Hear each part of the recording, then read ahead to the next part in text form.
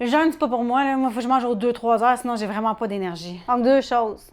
Premier scénario, peut-être que tu es trop à diète, puis que justement, tu manges tout low fat free, puis que tu es vraiment dans un moule très rigide qui fait que tu ne donnes pas assez de bons nutriments à ton corps quand tu manges. Fait que tu es tout le temps sur ta faim. Fait que c'est l'impression d'avoir réellement faim à chaque 2-3 heures.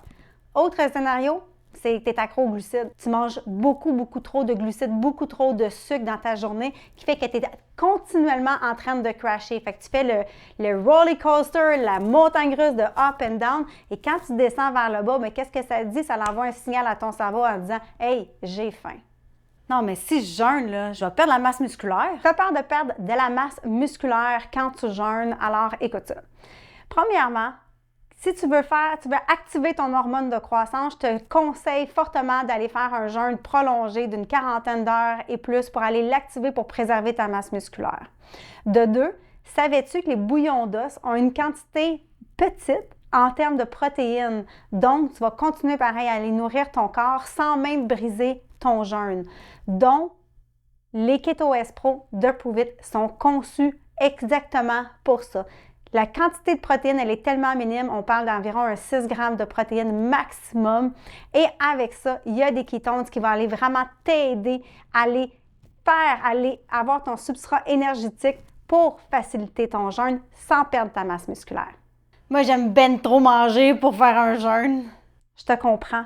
Mais savais-tu que laisser une pause à ton système digestif, c'est tellement bénéfique? Digérer tous les aliments que tu mets dans ton corps, c'est la chose la plus énergivore qui coûte le plus cher en termes d'énergie à ton corps. C'est de digérer tout ce que tu y mets à l'intérieur. Imagine, à la maison, tu as un compost, tu as ton recyclage, tu as tes poubelles. Et imagine que tu mets tout ça ensemble au même endroit, puis qu'après ça, il faut que tu fasses un tri. Il là là, c'est pas facile.